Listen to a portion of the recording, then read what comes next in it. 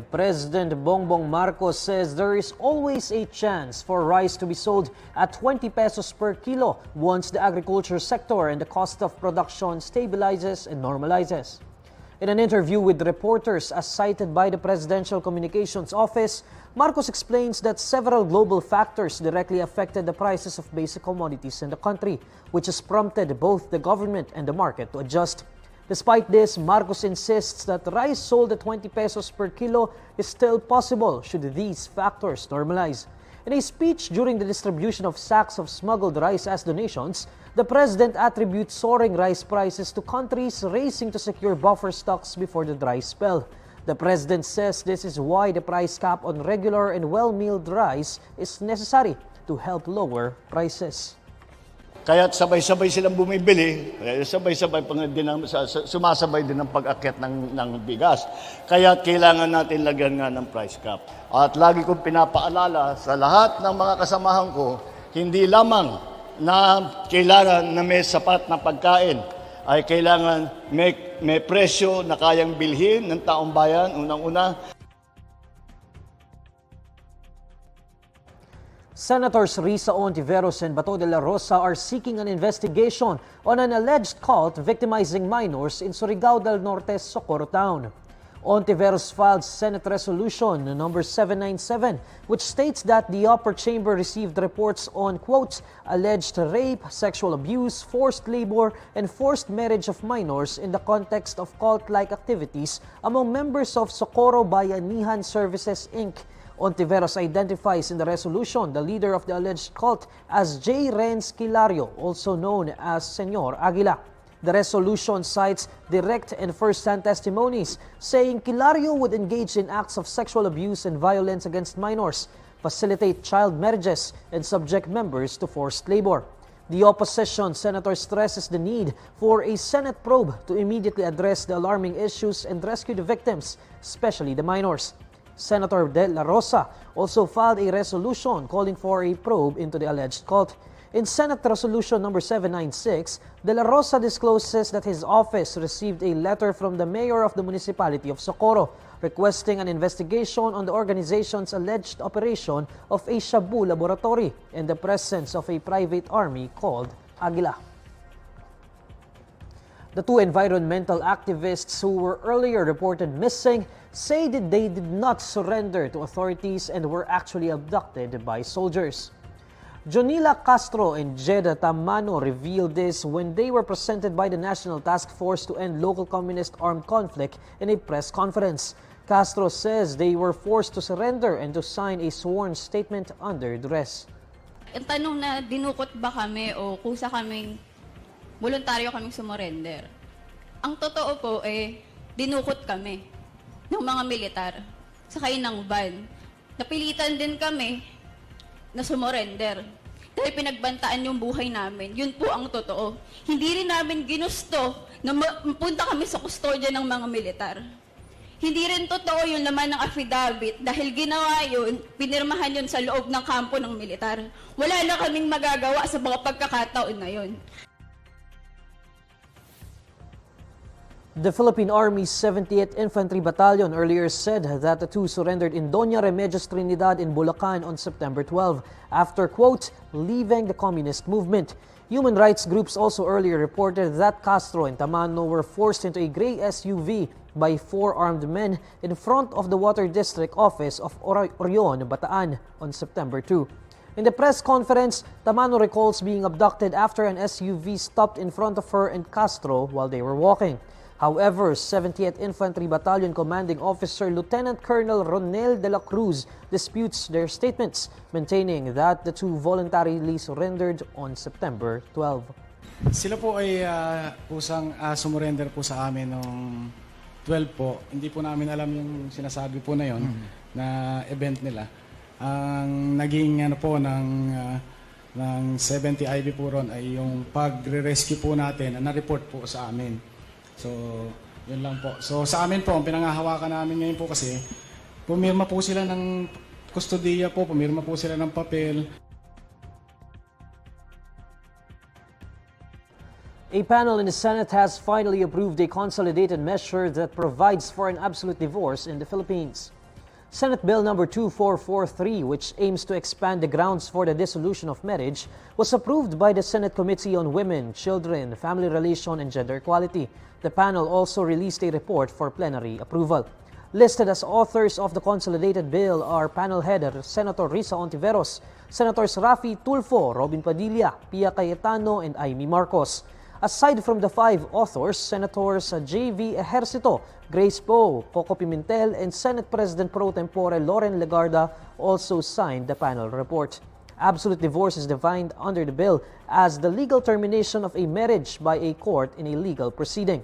The bill also states that a petition or complaint for divorce must be filed by one or both spouses.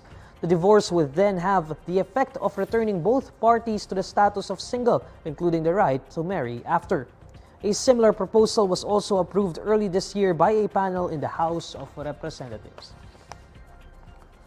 The alleged abused household helps employer, Franz Ruiz, was held in contempt and ordered detained in the Senate for allegedly lying and giving inconsistent statements to lawmakers. During the Senate Committee on Justice and Human Rights hearing on the case, Senator Jinggoy Estrada makes the motion after Ruiz repeatedly maintained that she did not exploit helper LV Vergara. Ruiz also claimed that witness JM and Patrick committed the abuses against the helper. This woman, our resource person, Mrs. Franz, have been giving a lot of inconsistent answers coming from me. And I believe that this woman, Ms. Franz Ruiz, is the mastermind of everything, of maltreating, of inflicting severe injuries, leading to the total blindness of Aling LV. Therefore, Mr. Chair, I move that we cite this woman, Mrs. Franz Garcia Ruiz, in contempt. Before the hearing was suspended, Committee Chairman Senator Francis Tolentino approved Estrada's motion and ordered the Sergeant-at-Arms to escort Ruiz to the Senate detention. The Sergeant-at-Arms is hereby directed to place under detention within the Senate premises said person, Mrs. Franz Garcia Ruiz, with visitation rights accorded to his family members as well as counsel, effective today, September 19, 2023. Vice President Sara Duterte is set to depart for South Korea on September 20 to attend the Global Education and Innovation Summit. According to an advisory from the Office of the Vice President, Duterte will attend the event in Seoul at the invitation of the South Korean government. She will also serve as one of the keynote speakers in the summit to be held on September 21. The Vice President will also be joined by a learner from Danao City in Cebu as part of the OVP's You Can Be VP program. Gilas Pilipinas is tapping 5 more PBA standouts to remedy the national team's predicament for the 19th Asian Games. Chris Ross, Kevin Alas, Arvin Tolentino, CJ Perez, and Marcio Lassiter have been called up by the interim management of Coach Tim Cone and team manager Al Francis Chua to join the training squad's preparations. Ross, Alas, Tolentino, and Perez are coming in as contingency measures for Calvin Abueva, Jason Perkins, Mo Tautua, and Terence Romeo, whose participation in the Hangzhou, China showcase remains up in the air. This is due to a conflict with the list of names submitted to the local organizing committee. Lassiter is coming in to replace Roger Pogoy, who is withdrawing due to serious health concerns, according to team management. Chua says it will be known within the next 2 days whether Ross, Alas, Tolentino, and Perez are going to truly replace the original quartet that began practicing last week. Gilas is scheduled to leave for China on September 23, a day after it hosts a Korean pro club in an open-to-public friendly at Phil Sports Arena in Pasig City.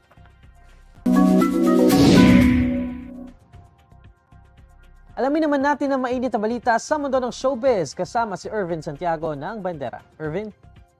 Hi Neil at sa lahat ng mga kabandera natin all over the universe. Ito na nga ang latest Bandera Chika.